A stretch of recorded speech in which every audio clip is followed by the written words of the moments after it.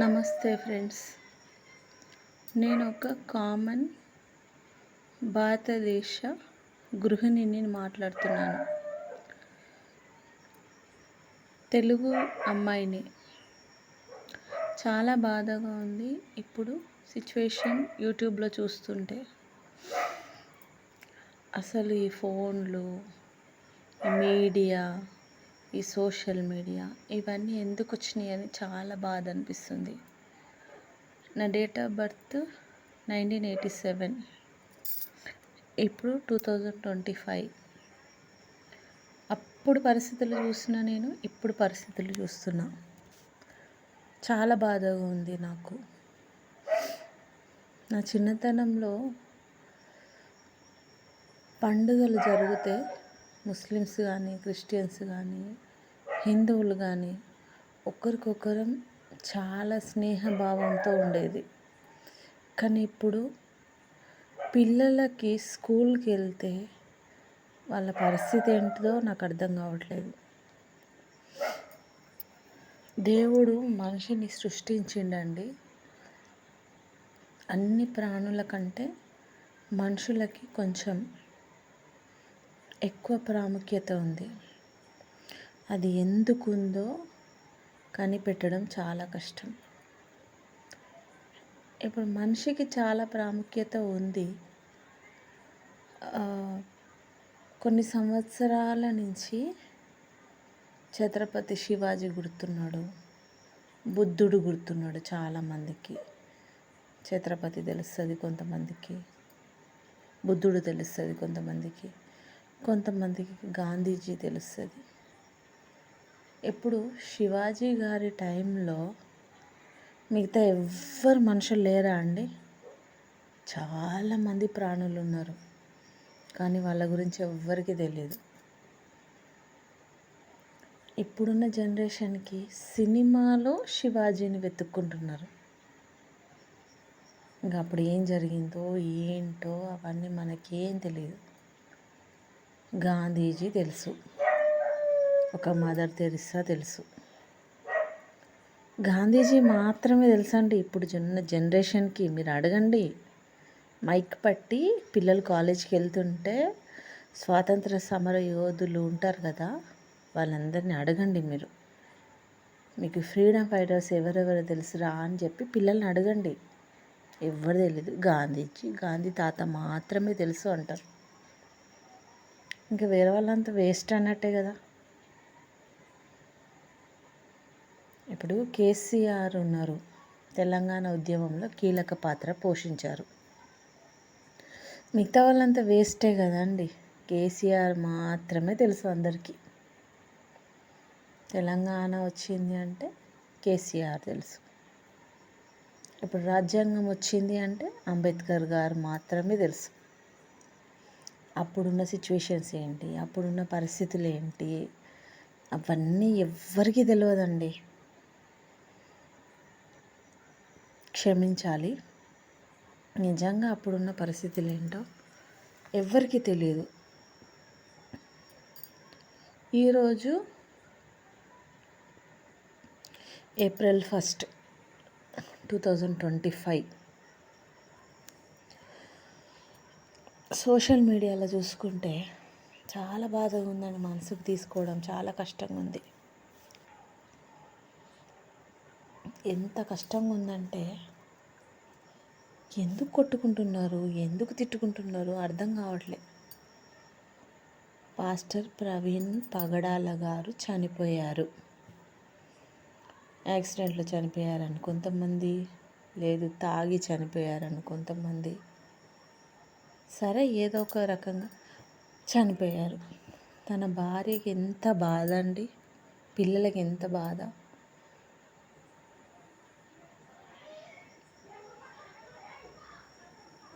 చూడండి, మీరు భారతదేశంలో నాకు తెలిసినంతవరకు, నేనేం పెద్ద పెద్ద చదువుకోలేదు, నాకు తెలిసినంత వరకు, మీకు ఓపిక ఉంటే వినండి, లేకపోతే లేదు. నాకు తెలిసినంత వరకు ఒక వర్గం ఇంకో వర్గాన్ని అనగదొక్కిండ్రు. అనగ తొక్కినప్పుడు ఒక వ్యక్తి కారణ జన్ముడు అంబేద్కర్ వచ్చిండు. అంబేద్కర్ వచ్చి రాజ్యాంగం రాసిండు.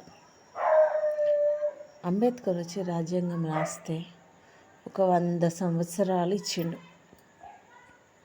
అంబేద్కర్ వచ్చి రాజ్యాంగం రాస్తే 100 సంవత్సరాలు ఇస్తే ఈ 100 సంవత్సరాల్లో అనగదొక్కిన వ్యక్తి తన పిల్లలకి ఏం చెప్పాలండి?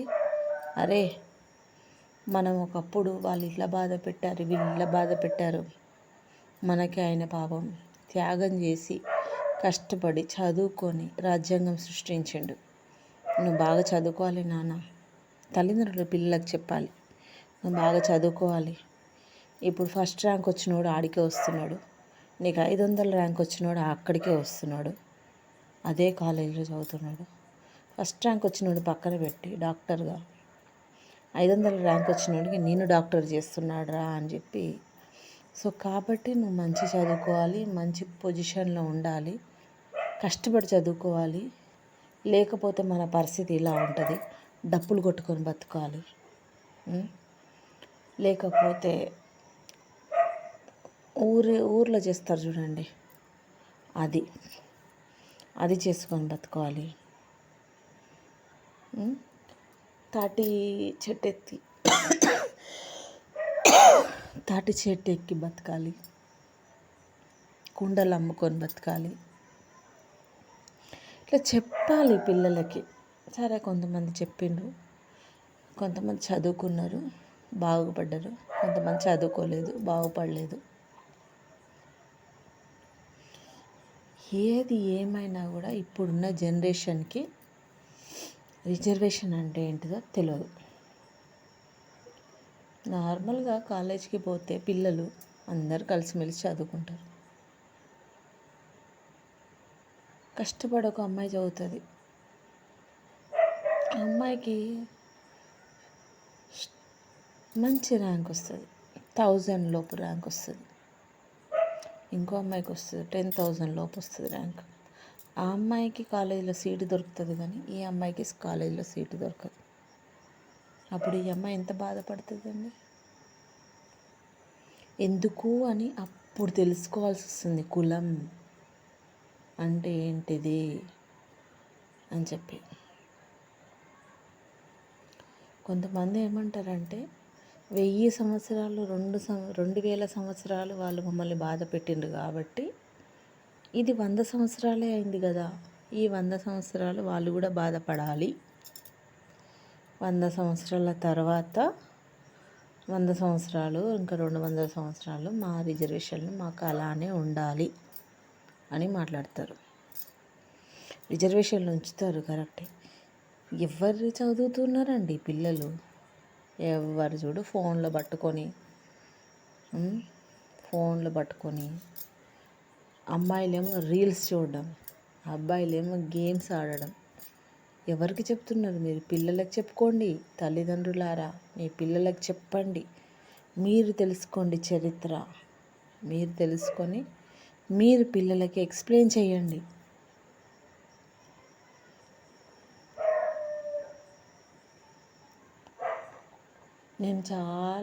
నేను ఓసీ వాళ్ళకి మాత్రమే సపోర్ట్గా మాట్లాడట్లేదు, సారీ. నేను కూడా చాలా చూసిన. నేను కూడా ఊళ్ళల్లో ఒకప్పటి కాలం, నేను చిన్నగా ఉన్నప్పుడు కాలంలో వాళ్ళ అరుగు మీదకి వెళ్ళి కూర్చుంటే, ఏ నువ్వేం కులం, పో అటెళ్ళు అని మాట్లాడేవాళ్ళు.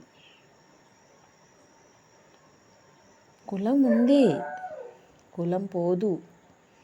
హిందూ ధర్మంలో నుంచి కులం పోదు, హిందూ ధర్మంలో నుంచి కులం పోదు. వాళ్ళ రక్తంలో కులం ఉంది. బీసీ ఓడికి ఎస్సీ ఓడి తక్కువ అనిపిస్తాడు, ఎస్టీ ఓడి తక్కువ అనిపిస్తాడు, ఎస్సీ ఓడికి ఎస్టీ ఓడి తక్కువ అనిపిస్తాడు. ఈ సౌత్లో వాడికి నార్త్ ఓడి తక్కువ అనిపిస్తాడు, నార్త్ ఓడికి సౌత్లో ఓడి తక్కువ అనిపిస్తాడు. ఏది ఏమైనా కులం ఉంది, దాన్ని తీసేయలేము. మన పిల్లల్ని వాళ్ళకి పెళ్ళిళ్ళకి ఇవ్వలేము, వాళ్ళ పిల్లల్ని మనం పెళ్ళిళ్ళకి తెచ్చుకోలేము. కులం ఉంది, కులం పోదు. ఏం చేసినా కులం పోదు. ముస్లిమ్స్లో కూడా తక్కువ ఎక్కువ ఉన్నాయి, క్రిస్టియన్స్లో కూడా తక్కువ ఎక్కువ ఉన్నాయి. ఇప్పుడు వచ్చిన సమస్యల్లో ఏమొచ్చిందంటే, ఈ క్రిస్టియన్స్ ఏం చేశారంటే, నేను క్రిస్టియన్స్ని చాలా క్షుణ్ణంగా పరిశీలించిన. వీళ్ళు ఏం చెప్తారంటే, దేవుడు మన కోసం చచ్చిపోయాడు, దేవుడు మన పాపాల కోసం చనిపోయాడు, యేసు ప్రభు మన పాపాల కోసం చనిపోయాడు. ఏయ్, నీ పాపాల కోసం, భారతదేశంలో ఉన్న ప్రజల పాపాల కోసం కాదు చనిపోయింది. ఇక్కడ హిందూ ధర్మంలో ఒక వర్గం ఇంకో వర్గాన్ని ఎట్లా అయితే హింసించిండ్రో, అందులో నుంచి ఒక అంబేద్కర్ ఎట్లా బయటికి వచ్చిండో, అక్కడ కూడా యెరూషలేంలో కూడా, కనాను దేశంలో కూడా యూదులు ఉండేటోళ్ళు, యూదుల్లో ఈ ఆచారాలు ఉండేవి, చాలా ఆచారాలు ఉండేవి యూదుల్లో. బలి అర్పణ చేయాలి, దీనికి ఈ బలి అర్పణ చేయాలి, దానికి ఆ బలి అర్పణ చేయాలి అని చెప్పి. ఇప్పుడు నేను ఒక తప్పు చేసిన,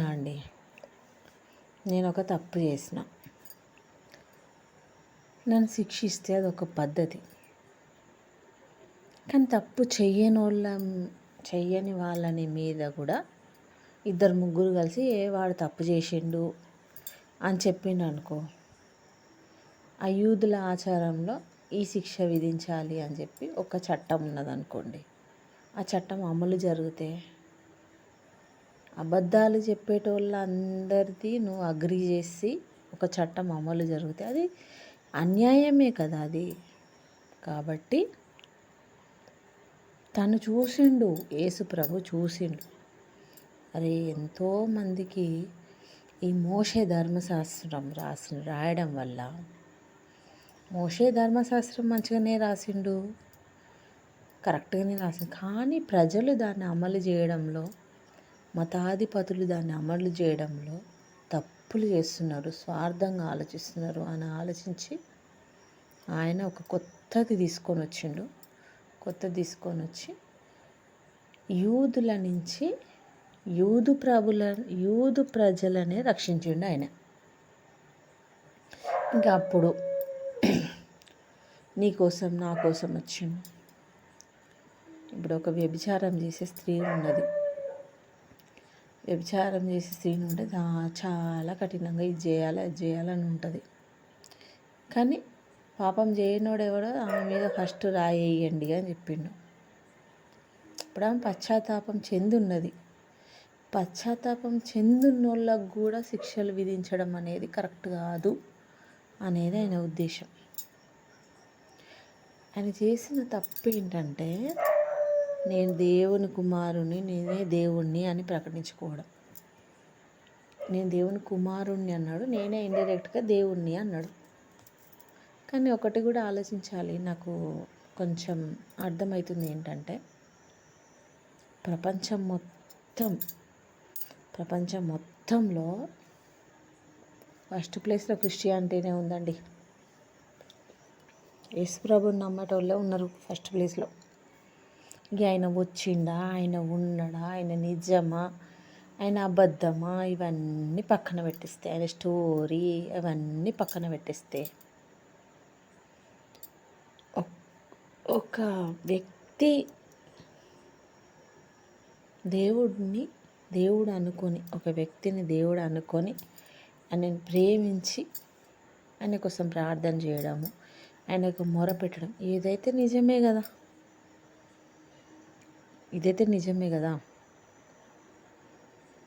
ప్రపంచంలో ఉన్న అన్ని దేశాలలో 90% దేశాలు యేసు ప్రభుని బిలీవ్ చేసినాయి. అయిపోయింది. ఇప్పుడు ఆయన చెప్పింది ఏంటిది? కొంతమంది చెప్పింది ఏంటి? యెషయా గ్రంథంలో చెప్పింది ఏంటిది? ఆయన నోరు తెరవడు అన్నాడు. ఎవరు ఏం చేసినా నోరు తెరవడు అన్నాడు. అట్లనే ఉంటుంది మొత్తం అంతా. ఆయన కూడా కొన్ని మంచి విషయాలు చెప్పిండు యేసు ప్రభు. వాళ్ళకి నచ్చలేదు, శిక్షలు విధించిండ్రు, చనిపోయిండు. ఇప్పుడు ఆయన మెక్కులు ఆయననే పీక్కోలేదా అన్నారు. అన్నీ అంటారు. మేకులు పీక్కోలేదు కరెక్టే, కానీ తర్వాత 90% జనాభా, ప్రపంచ జనాభా ఆయనని బిలీవ్ చేయడం అంటే అది కొంచెం దేవుని కార్యమే కదా అది. సరే పోనీయండి. ఎప్పటి నుంచో మన భారతదేశమే తీసుకుందాం. ఎప్పటి నుంచో ఒక వర్గం ఇంకొక వర్గాన్ని తొక్కేస్తుంటే ఒక వ్యక్తి వచ్చి రాజ్యాంగం రాసిండు. అంబేద్కర్ కారణ జన్ముడు. అంబేద్కర్ కారణ జన్ముడు. సరే పక్కన పెట్టండి. గాంధీజీ, ఇప్పుడు యూత్ పోరగాళ్ళంతా గాంధీజీ అట్లా ఇట్లా ఏమో చెప్తారు, కానీ ఒకప్పుడు మేము చదువుకునే రోజుల్లో చిన్నప్పుడు మాత్రం అరే స్వాతంత్రం ఎందుకు వచ్చిందిరా అంటే గాంధీ తాత వల్ల వచ్చింది. ఎంతమంది ఫైటింగ్ చేసినా, యుద్ధాలు చేసినా రాలే. గాంధీ తాత చేయబట్టి, సత్యాగ్రహం చేయబట్టి, శాంతియుతంగా పోరాటం చేయబట్టి వచ్చింది. గాంధీ తాత చేయబట్టి వచ్చింది అంటారు.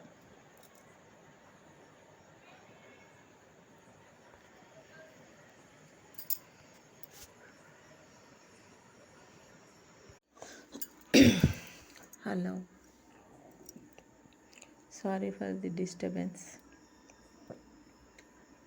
ఇప్పుడు నేను చదువుకునే టైంలో చిన్నప్పుడు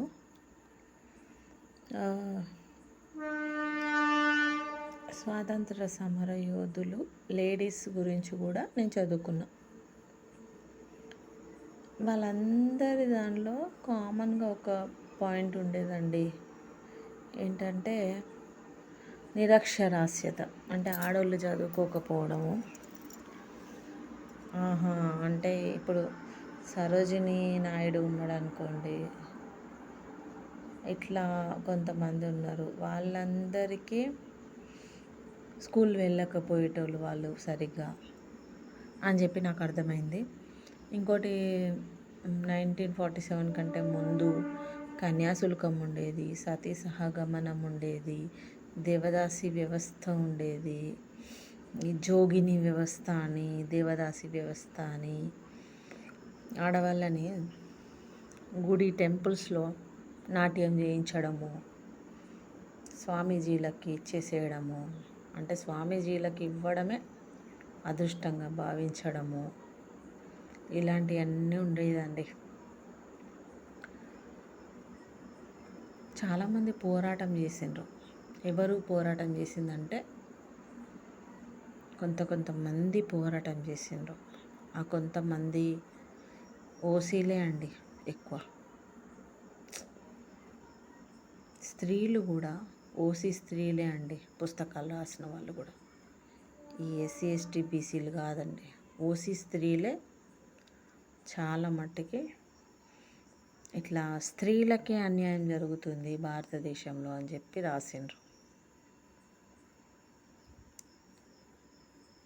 ఇప్పుడు స్త్రీలు ఉన్నారు యూట్యూబ్లో ఇష్టం వచ్చినట్టు డ్యాన్సులు, ఇష్టం వచ్చినట్టు స్వాతంత్రం, ఇష్టం వచ్చినట్టు మాట్లాడడం. అమ్మా మహతలుని మీకేం తెలుసు? వాళ్ళ వంటింటి బాధలు, వాళ్ళ వంటింటి కష్టాలు మీకేం తెలీదు.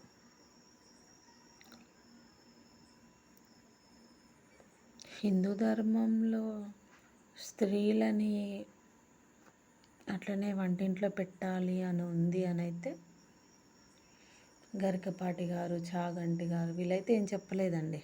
అట్లా ఏం చెప్పలేదు. స్త్రీలకు స్వతంత్రం ఇవ్వాలి అనే ఉంది. హిందూ ధర్మంలో అనే చెప్పిండ్రు. నేను చాలా వాళ్ళ ప్రవచనాలు నేను చాలా వింటా చేస్తా. కానీ నాకు అప్పుడు ఉన్న స్వాతంత్ర సమరయోధంలో పార్టిసిపేట్ చేసినటువంటి స్త్రీల యొక్క పద్యభాగం గద్యభాగం అని ఉంటే చదివేది నేను. అప్పుడు ఏమర్థమైందంటే నాకు స్త్రీలని కొంచెం తొక్కేసిండ్రు, ఎందుకో భయం పెట్టిండ్రు అని చెప్పి నాకు అర్థమైంది. మరి ఇప్పుడు ఎవరు ఇవన్నీ చట్టాలు చేసిండ్రో ఏం చేసిండ్రో, స్త్రీలకు సగభాగం అన్నారో ఏం చేసిండ్రో నాకు తెలియదు. నాకైతే తెలియదండి, నేను అంత జీనియస్ కాదు. బట్ ఇప్పుడున్న సిచ్యువేషన్ మాత్రం చాలా బాగుంది. ఆడవాళ్ళకి స్వాతంత్రము, ఆడవాళ్ళకి ఫ్రీడమ్, వాక్కు ఫ్రీడమ్, అన్ని ఫ్రీడమ్. ఏ డ్రెస్ అంటే ఆ డ్రెస్ వేసుకునే ఫ్రీడమ్, ఏదంటే అది మాట్లాడే ఫ్రీడమ్, ఏదంటే అది చేసుకునే ఫ్రీడమ్. బాగుంది, ఈ రోజుల్లో మంచిగా ఉంది, కరెక్టే, ఒప్పుకుంటా. కానీ ఇచ్చిన ఫ్రీడమ్ని మిస్యూజ్ చేసుకోవద్దండి. మళ్ళీ వెనకకే పోతాం, మళ్ళీ వెనకకే వెళ్ళిపోతాం. జాగ్రత్తగా ఉండాలి.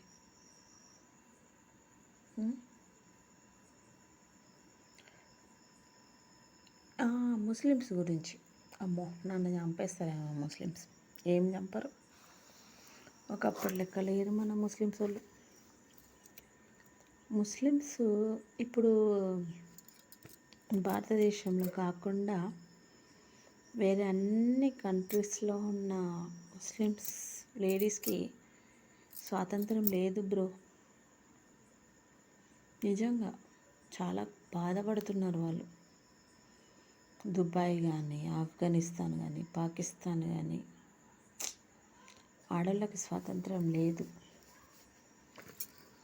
అందుకే మన భారతదేశంలో ఉన్న ముస్లిమ్స్ మన ముస్లిమ్స్ మాత్రమే వాళ్ళు ఇక్కడ అలవాటు పడ్డారండి. మీకు తెలుసా, ఎంతోమందికి మన భక్షాలు ఇష్టం, మన ఉగాది పచ్చడి ఇష్టం, మన పిండి వంటలు ఇష్టం.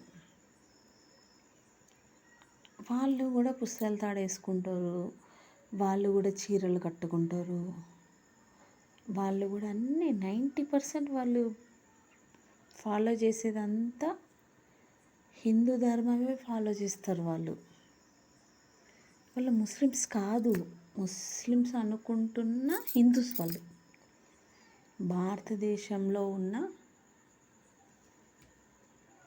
ముస్లిమ్స్ కానీ క్రిస్టియన్స్ కానీ వాళ్ళు క్రిస్టియన్స్ కాదు, వాళ్ళు ముస్లిమ్స్ కాదు, వాళ్ళు హిందూసే. అన్ని హిందూ ధర్మమే పాటిస్తారండి వాళ్ళు. ఏదో ఇంకా బుక్స్లో ఉన్నట్టుగా వాళ్ళ దాంట్లో ఉన్నట్టుగా దేవుడు ఒకడే దేవుడు, ఆ ఒక్క దేవుడినే పాటించాలి, ఇది తప్ప మిగతా అన్ని వాళ్ళు బతకలేరండి. వేరే కంట్రీకి వెళ్తే క్రిస్టియన్స్ కానీ ముస్లిమ్స్ కానీ అదర్ కంట్రీకి వెళ్తే వాళ్ళు బతకలేరు. వాళ్ళు ఎందుకంటే వాళ్ళ బ్లడ్లోనే భారతదేశం ఉన్నది, వాళ్ళ నరాల్లో భారతదేశం ఉన్నది. ఈరోజు నాకు చాలా ఏడుపు వస్తుంది.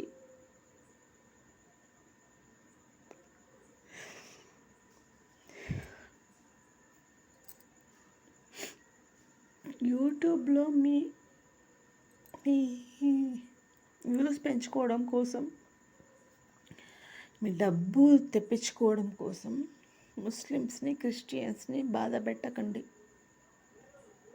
క్రిస్టియన్స్ తప్పే, వాళ్ళకి దేవుడి గురించి చెప్పడము సరిగ్గా రాలేదండి. యాక్చువల్గా క్రిస్టియన్స్ చేసిన పెద్ద తప్పు ఏంటంటే, మా దేవుణ్ణి నమ్ముకోండి, మా దేవుణ్ణి నమ్ముకోండి. తప్పు, అలా చెప్పకూడదు. మా దేవుణ్ణి నమ్ముకోండి, మా దేవుణ్ణి నమ్ముకోండి అట్లా చెప్పొద్దు. ఒరే యేసుప్రభు దేవుణ్ణి నమ్ముకో, నన్ను నమ్ముకో అని చెప్పలేదురా. ఏ క్రిస్టియన్ విను, నేను చెప్పేది విను, బాగా విను. క్రిస్టియన్ పాస్టర్లారా వినండి. నన్ను నమ్ముకోండి, నన్ను నమ్ముకోండి అని యేసుప్రభు చెప్పలేదు. మోషే పెట్టిన 10 ఆజ్ఞలలో ఫస్ట్ ఆజ్ఞ తీసేస్తే మిగతా అన్నీ పాటించాలి. ఫస్ట్ ఆజ్ఞ కూడా ఏంటంటే, నేను ఒక కనబడని శక్తిని, నేనే సృష్టికర్తనైన నన్ను మాత్రమే, అంటే మనం ప్రార్థన చేసుకునేటప్పుడు సృష్టికర్త దేవా అని ప్రేయర్ చేయాలి. అంతేగాని ఒక ఆకారం చేసుకోవద్దు, ఒక బొమ్మ చేసుకోవద్దు అని చెప్పిండు. ఏం చేసుకున్నా ఏం లేదండి, ఆకారం చేసుకున్నా మనం దేవుణ్ణి ప్రేయర్ చేసుకుంటాం. చేసుకోకపోయినా సృష్టికర్త సృష్టిని సృష్టించిన దేవుడు. ముస్లిమ్స్ అయినా, క్రిస్టియన్స్ అయినా, జైనులైనా, సిక్కులైనా, ఎవరైనా సృష్టిని సృష్టించిన దేవుడు మాత్రమే, ఇంకెవ్వరు లేరు. అవన్నీ పాటించి మంచిగా ఉండండి, ప్రేమతోటి ఒకరికొకరు ప్రేమతోటి ఉండండి అని చెప్పిండు యేసుప్రభు. అది ఆయన తప్పైపోయింది.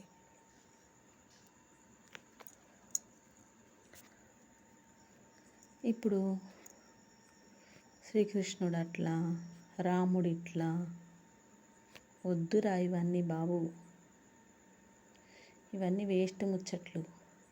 నువ్వు కూర్చుంటావా? 10 రోజులు కూర్చో. 10 మంది ముస్లిమ్స్, 10 మంది క్రిస్టియన్స్, 10 మంది హిందూస్ కూర్చొని కంటిన్యూస్ కెమెరా పెట్టి ఆన్ చేసుకొని, ఆర్కియలాజికల్ డిపార్ట్మెంట్ వాళ్ళు ఒకరు, పుస్తకంల డిపార్ట్మెంట్ ఒకరు, అందరూ కూర్చొని 10 నెల రోజులు అసలైన దేవుడు ఎవరు అని మాట్లాడుకోండిరా. మీకు సమాధానం దొరకదు. బుద్ధులు, జైనులు, సిక్కులు అందరూ కూర్చోండి, మీకు సమాధానం దొరకదు, అస్సలే దొరకదు. 1000 మంది, 1000 మంది కంటిన్యూస్గా కెమెరా తీయకుండా అన్ని గ్రంథాలు తీసుకొచ్చి ముంగడ పడేసి మాట్లాడుకుంటే సమాధానం దొరకదయ్యా. ఎక్కడ సమాధానం దొరకదు. అసలైన దేవుడు ఎవరు అంటే సమాధానం దొరకదు. ఎందుకంటే దేవుడే చేసిండు మనుషులని. దేవుడు ఏమనుకున్నాడంటే, ఒక్కొక్కరు ఒక్కొక్క రకంగా ప్రేయర్ చేయాలి నన్ను అని ఆయనే కోరుకున్నాడు. ఒకరి విగ్రహం పెట్టుకొని, ఒకరి విగ్రహం పెట్టుకోకుండా, ఒకరు అట్లా, ఒకరు ఇట్లా, ఒకరు ఈ తిండి తింటూ, ఒకరు ఈ తిండి తిన్నాక ఆయనే సృష్టించిండి ఇవన్నీ. నీకెందుకురా మధ్యలో? నా దేవుడు గొప్ప అంటే నా దేవుడు గొప్పనే. నీ దేవుడు నీకు గొప్ప, నా దేవుడు నాకు గొప్ప. అదే ఎవడు ఎల్లని ఉండని ఏమన్నా కానీ సప్పుడేక ఇప్పటికైనా కూడా క్రిస్టియన్ పాస్టర్లు మా మతాన్ని తీసుకోండి, మా దేవుడే గొప్ప. ఈ ఎల్లమ్మ, పుల్లమ్మ, ఉప్పలమ్మ, సమ్మక్క, సారక్క, కృష్ణుడు, శివుడు ఇవన్నీ దేవుళ్ళు దేవతలు కాదు. మా యేసుప్రభు మాత్రమే దేవుడు. మన కోసం చచ్చిపోయిండు, మన పాపాల కోసం చచ్చిపోయిండు. ఇవన్నీ ఎప్పుడు బంద్ చేయండి గమ్మున. ఏం పాపములు చేస్తే మన కోసం చచ్చిపోయింది? ఏం పాపములు? పాపం ఏంటిది? దేవుడే అన్ని పెట్టిండు. ఇవన్నీ బంద్ చేసుకోండి. బైబిల్ చెప్పేటోడు బైబిల్లో ఉన్న ఒక స్టోరీ చెప్పు. ఆ స్టోరీ చెప్తావా? దాని గురించి ఎక్స్ప్లెయిన్ చేస్తావా? దాని గురించి మాట్లాడతావా? అంతే, అంతవరకే ఉండు. ఇంకే వద్దు, వేరే ఏమొద్దు. మా దేవుడిని నమ్ముకోండి, మా చర్చికే రండి, ఆ చర్చికి పోకండి, ఈ చర్చికి పోకండి, ఇవన్నీ వద్దు. ముస్లిమ్స్ దాంట్లో కూడా ఇది అది దేవుని ఒక్కడే, దేవుడు ఇది చేయాలి, మొత్తం అందరిని చంపాలి, ఒక్క ముస్లిమ్స్ మాత్రమే బతకాలి, ఇవన్నీ వద్దు. వేస్ట్ ముచ్చట్లు ఇవన్నీ. అందరూ బతకాలి, అందరూ బతకాలి జీ. ఫస్ట్ నీ కల్లో, నీ కులంలో, నీ మతంలోనే ఉన్న స్త్రీని నువ్వు గౌరవించు. నీ మతంలోనే ఉన్న, నీ ముస్లిం మతంలోనే ఉన్న స్త్రీలను మీరు గౌరవించుకోండి. స్త్రీలను కూడా దేవుడే కదా అయ్యా చేసింది. స్త్రీ కడుపు నుంచే కదా మగవాడు పుట్టింది. స్త్రీ కడుపు నుంచే కదా మగవాడు జన్మించింది. ఇట్లా కాదు, ఇవన్నీ కాదు. ఇవన్నీ మీరు ఆలోచించుకోండి, మాట్లాడుకోండి. ఇక పక్కన పెడితే స్కూల్ పిల్లలకి క్రిస్టియానిటీ అంటే ఏంటిది, ముస్లిం అంటే ఏంటిది, హిందూయిజం అంటే బిల్కుల్ నో నాలెడ్జ్. వద్దు కూడా వాళ్ళకు నాలెడ్జ్. అరే అందరూ కలిసి మతం ఉండాలి కానీ కులం ఉండొద్దు అని నిరాహార దీక్ష చేసే దమ్మున్నదా? లేదు కదా, ఎవ్వరికి లేదు కదా. నిరాహార దీక్ష చేసి ఇప్పుడు హిందూ ధర్మంలోనే చూసుకుందాం. ఇప్పుడు రిజర్వేషన్లు తీసేయండి అని ఓసీ అంటాడు కానీ అరే బై కులాలు తీసేయండి అని అన్నాడు. ఇప్పుడు ఎస్సీ ఎస్టీ ఏమంటారంటే రిజర్వేషన్లు ఉంచండి అంటారు కానీ అరే కులాలు తీసేయండి, రిజర్వేషన్లు తీసేస్తాం తర్వాత అన్నారు. కులాలను తీసేసి రిజర్వేషన్లు కూడా తీసేసుకుందాం. ఎందుకురా బై రిజర్వేషన్లు? కులం తీసేయి, రెడ్డి, చౌదరి, కాపు, కమ్మ, ఎరుకల, జంగ ఇవన్నీ తీసేయండి మొత్తం. ఎందుకురా కులాలు తీసేయండి. మతాలు ఉంచుకోండి కానీ నువ్వు నా దాంట్లో ఇప్పుడున్న సర్వే ప్రకారం అందరూ ఒక 100%లో అందరూ ఒక 30% ఉన్నారు. 100%లో హిందువులు 30%, ముస్లిమ్స్ 30%, క్రిస్టియన్స్ 30%, ఇక ఒక 5 జైను, సిక్కులు అట్లా ఉన్నారు అనుకో. చాలు కదా. ఇక నువ్వు నా దాంట్లోకి వచ్చుడొద్దు, నేను నీ దాంట్లోకి వచ్చుడొద్దు, ఏమొద్దు. ఇక ఉన్న కాడికి చాలు. ఎవడెవడి నువ్వు నా దాంట్లోకి వచ్చుడా అని వద్దు, నేను నీ దాంట్లోకి వచ్చుడొద్దు, ఎవడి దాంట్లోకి వచ్చుడొద్దు. అయిపోయింది. ఆ అబ్బాయి ఆయన ఎవరు, ప్రవీణ్ పగడాల గారు చనిపోయిండు. దాన్ని పెద్ద ఇష్యూ చేసిండు, దాని గురించి మాట్లాడుతాండ్రు. ఇక తాగి చనిపోయిండు, తాగక చనిపోయిండు, ఏం చనిపోయిండో వద్దు. ఈ కానించి క్రిస్టియన్స్ హిందూ దేవుళ్ళని తిట్టుడు బంద్ చేసుకోండి. హిందూస్ క్రిస్టియన్స్ తిట్టుడు బంద్ చేసుకోండి. ఒక్కరికొక్కరు మంచిగా కలిసిమెలిసి ఉందాం. వాళ్ళు మనతోటి మంచిగా కలిసిమెలిసి, మనం వాళ్ళతోటి కలిసిమెలిసి ఉందాం. మనం వాళ్ళ క్రిస్టియన్ దేవుళ్ళని తిట్టొద్దు, అవసరం లేదు మనకి. ఇక వాళ్ళ మేరీ మాత అట్లా ఇట్లా ఎందుకు, అవన్నీ మనకు అవసరమా? కానీ మీరు క్రిస్టియన్స్ కూడా ఒకటేంటిదంటే ఎవరి గురించి ఏం ఎత్తొద్దు. ఈ సాక్ష్యాలు చెప్పేటప్పుడు నాకు ఎల్లమ్మ బట్టుండే, పుల్లమ్మ బట్టుండే, ఉప్పలమ్మ బట్టుండే, సమ్మక్క బట్టుండే, సారక్క బట్టుండే, దుర్గమ్మ బట్టుండే, అమ్మవారు బట్టుండే, ఇవన్నీ సాక్ష్యాలు చెప్పొద్దు. మీరు కూడా ఏదేం పట్టదురా బాయ్, ఎవ్వరికి ఏం పట్టదు. అట్లా ఎవ్వరికి ఏ దేవత పట్టుడు, ఇవన్నీ ముచ్చట్లు ఏమి ఉండయి. ఎవరి దేవుని వాళ్ళు మంచిగా సంప్రదాయబద్ధంగా పూజించుకోండి, చేసుకోండి. ఇవన్నీ కొట్లాటలు వద్దు, ఈ గొడవలన్నీ వద్దు. అన్నీ ఆపేసేయండి. వాళ్ళు కూడా బాగా బాధపడుతున్నారు. ఎవరు? మన ప్రవీణ్ పగడాల వాళ్ళ ఫ్యామిలీ కూడా చాలా బాధపడుతున్నారు. ఇన్ని రోజుల కానించి మీడియాలో అట్లా వస్తా అంటే, నేను ఒక ఆడపిల్లనే, భర్త గురించి అట్లా వస్తా అంటే ఎంత బాధ ఉంటుంది తెలుసా ఒక భార్యకి. వదిలేసేయండి ఇక, నరకం ఆ పిల్లలకి. ఆడపిల్లలట, ఆయనకి 2 ఆడపిల్లలట.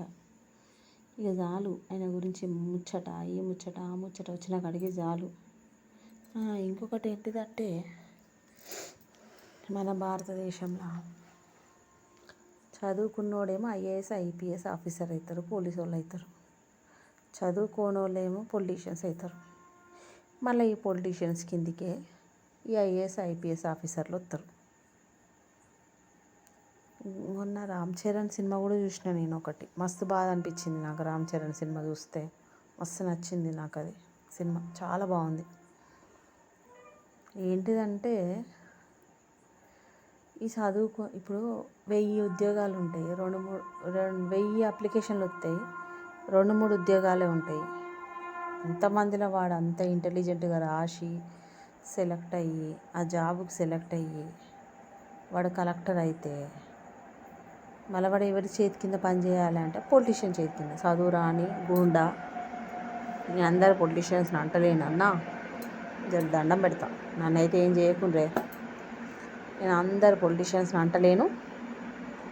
కొంతమంది పొలిటీషియన్స్ ఉంటారే, ఇప్పుడు ఎమ్మెల్యే కావాలంటే కూడా నువ్వు అంతకుముందు వేరే ఎమ్మెల్యే చేతి కింద ఇక బాత్రూంలో కడిగినవో, ఇక వానికి కార్ డ్రైవింగ్ చేసినావో, వానికి కూరగాయలే తెచ్చిచ్చినవో, ఏం తెచ్చిచ్చినవో నీకే ఎరుక.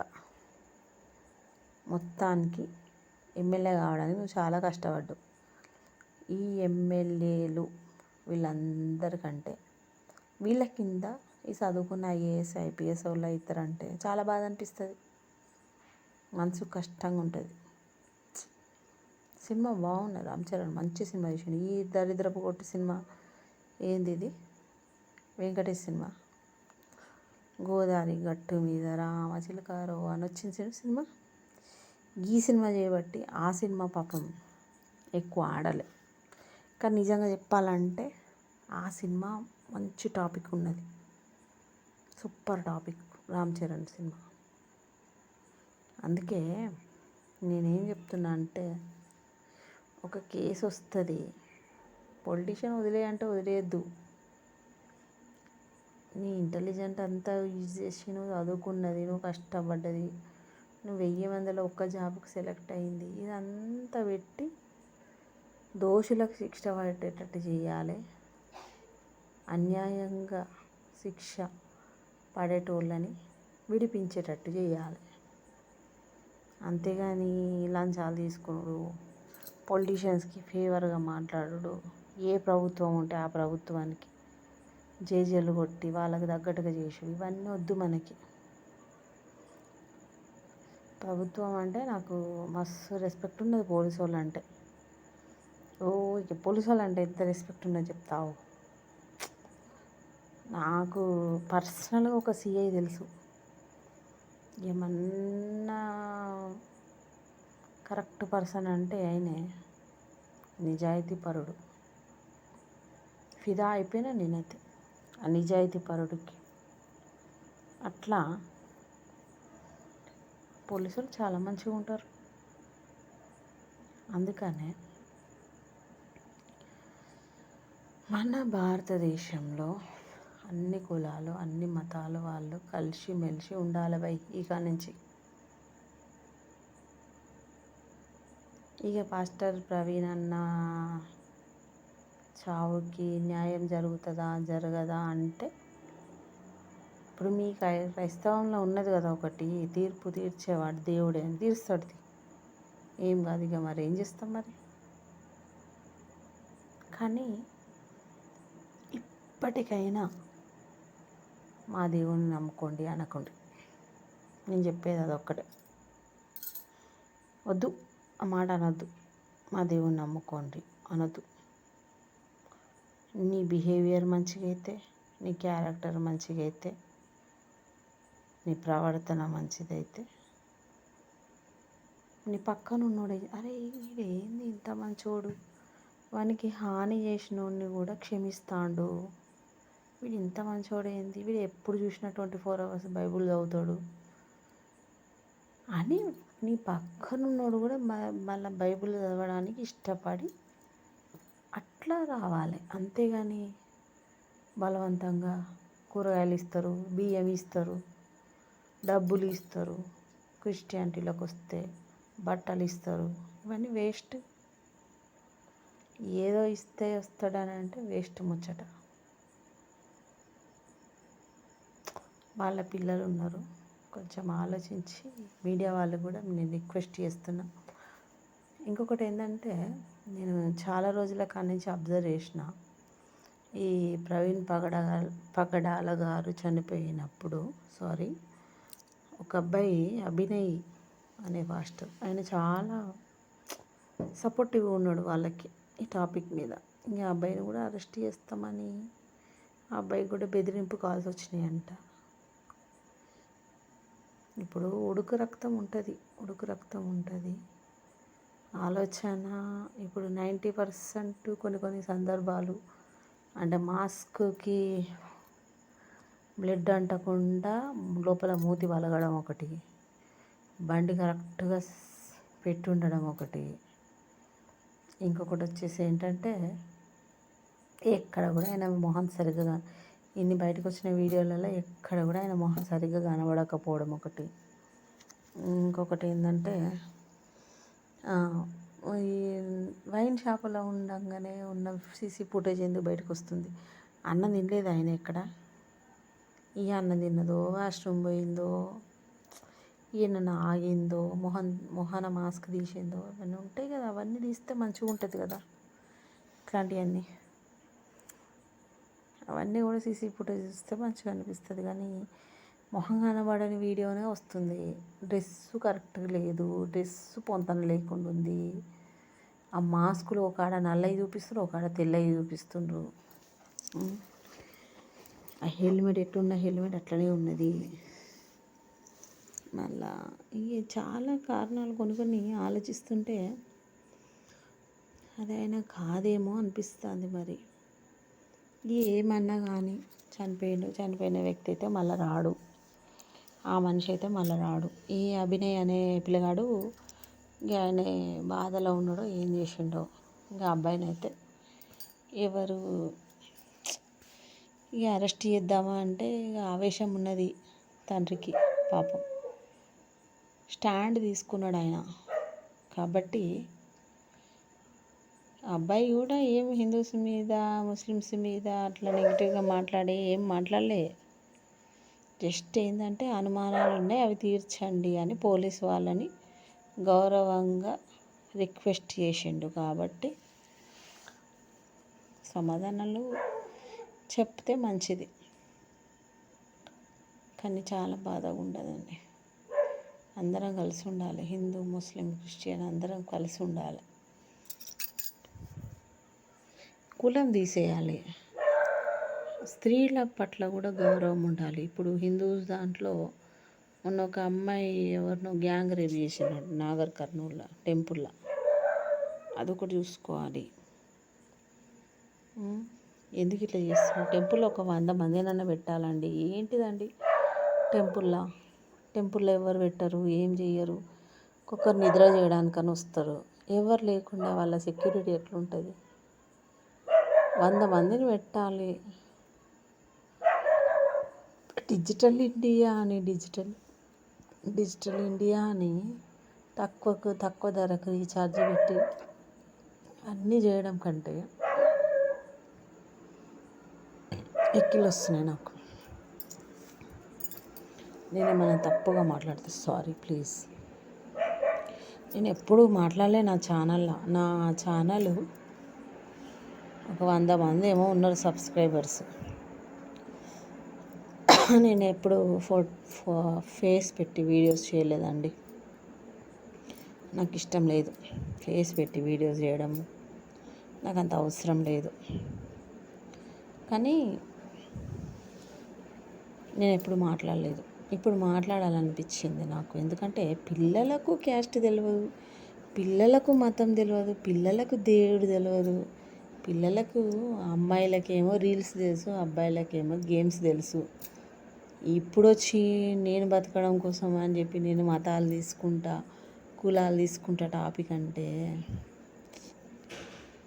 కూర్చో మరి ఒక నెల రోజుల పాటు కంటిన్యూస్గా కెమెరా జరపకుండా ఒక 10 మంది హిందూస్, 10 మంది ముస్లిమ్స్, 10 మంది ఆ యూట్యూబ్ ఛానల్లో ఉన్న వాళ్ళంతా ఇప్పుడు హిందూ ధర్మాన్ని అడ్డం పెట్టుకొని యూట్యూబ్ ఛానల్ నడిపే ఓ 20 మంది, ముస్లిం దాన్ని అడ్డం పెట్టుకొని యూట్యూబ్ ఛానల్ నడిపే ఒక 10 మంది, క్రిస్టియానిటీని అడ్డం పెట్టుకొని యూట్యూబ్ ఛానల్ నడిపే ఒక 20 మంది. ఇలా అంతా కూర్చోండి, సంవత్సరం తీసుకోండి టైం.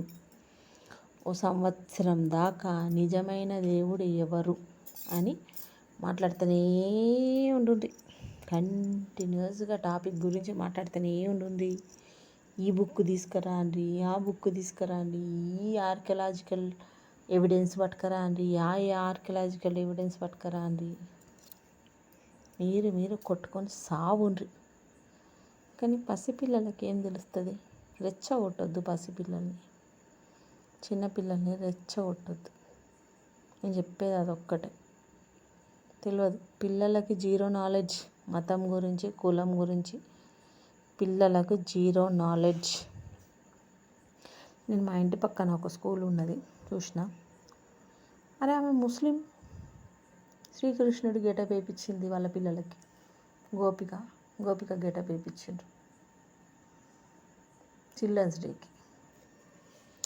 అంటే అట్లా ఫీల్ అవుతున్నారు. ముస్లిం అయినా కూడా బొట్టు పెట్టి శ్రీకృష్ణుడిది గోపిక డ్రెస్ వేయించింది.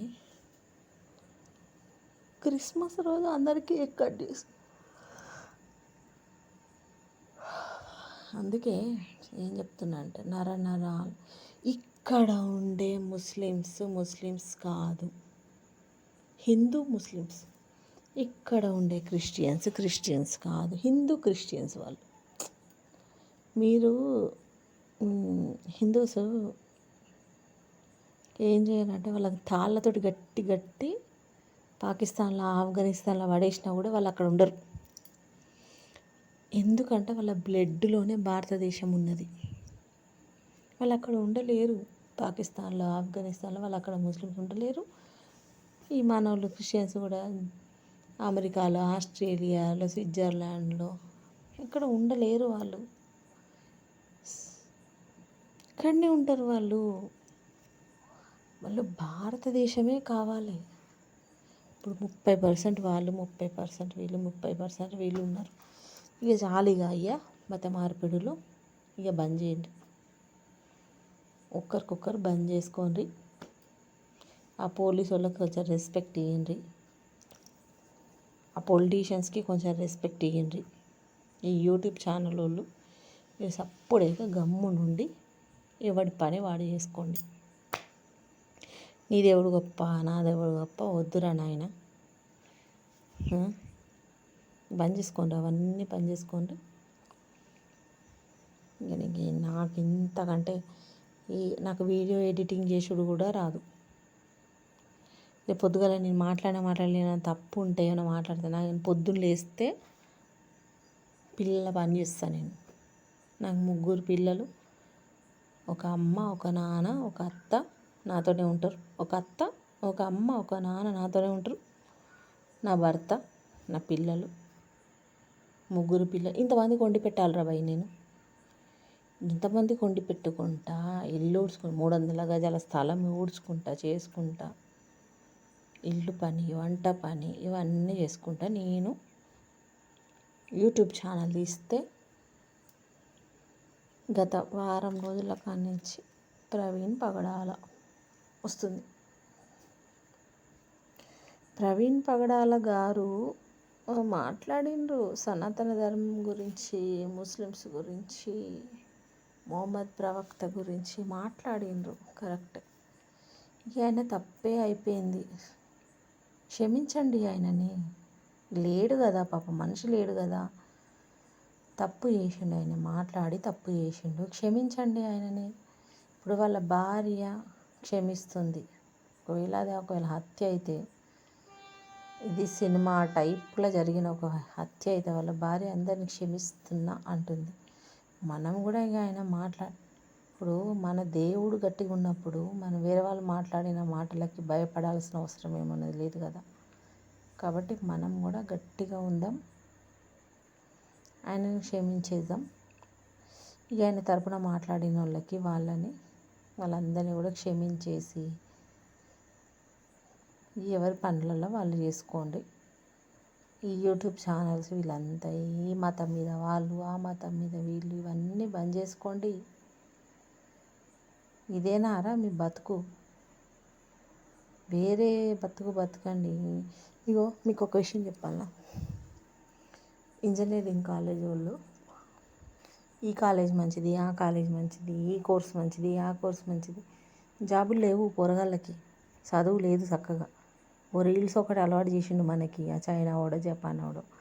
ఈ ఆడపిల్లలకేమో రీల్స్, మగపిల్లలకేమో గేమ్స్ అలవాటు చేసిండు, బానిసలను చేసిండు. జాబులు లేక అల్లాడిపోతారు పోరగాళ్ళు. కాబట్టి జాబులు లేవు, జాబులు ఎట్లా, దీని మీద ఆలోచించండి. ఈ కులము మతము ఇవన్నీ వద్దు, వేస్ట్ ముచ్చట్లు ఇవన్నీ. పోతాంటే పిల్లలు ఎట్లా బతకాలి, ఎట్లా చేయాలి, వాళ్ళకి జాబ్ ఎట్లా, వాళ్ళ పరిస్థితి ఎట్లా, ఏ ఇంజనీరింగ్ కాలేజీలో చదివితే వాళ్ళ భవిష్యత్తు ఎట్లుంటుంది. ఇంజనీరింగ్ కాలేజ్ వాళ్ళు బాగా డబ్బులు అడుగుతాండ్రా, దంచుకుంటాండ్రా. జాబులు వస్తాయి ఆ తర్వాత, ఈ కాలేజీలో చదివితే జాబులు వస్తాయి, ఏ కోర్స్ చదవాలి, దేనికి డిమాండ్ ఉన్నది. ఈ వీడియోసే లేవురా నాయన యూట్యూబ్లో, ఏమైనా మతం మతం మతం. ఏ కాలేజీలో హాస్టల్ ఫెసిలిటీ ఉన్నదా ఆడపిల్లలకి, మగపిల్లలకు హాస్టల్ ఫెసిలిటీ ఉన్నదా? మీకు ఒకటి అర్థమవుతుందా? మగపిల్లలంతా ఆడపిల్లలు లెక్క తయారవుతారు, గమనిస్తుంటారా మీరు? అసలు వాళ్ళ అబ్బాయి లెక్క పుడుతారు, అమ్మాయి లెక్క మారిపోతారు. దానికి జెనెటిక్ ప్రాబ్లమ్స్ ఏమున్నాయి? ఆ ఫుడ్ ప్రాబ్లమా, ఫుడ్ పాయిజన్ అవుతుందా, ఫుడ్లకి కలర్ కలపడం వల్ల, ఆయిల్ కలపడం వల్ల, ఫుడ్ సరిగా లేకపోవడం వల్ల ఇన్ని ప్రాబ్లమ్స్ వస్తాయి. ఇవన్నీ ఆలోచించండి రా అబ్బాయి. ఒక్క మతం మతం మతం. ఇక డబ్బులు వస్తాను యూట్యూబ్లో ఏం చేస్తాం చెప్పు. కానీ ఇంక మీరు మారరు, ఎవరు ఎన్ని చెప్పినా మీరు మారరు, పోలీసు వాళ్ళు చెప్పినా మీరు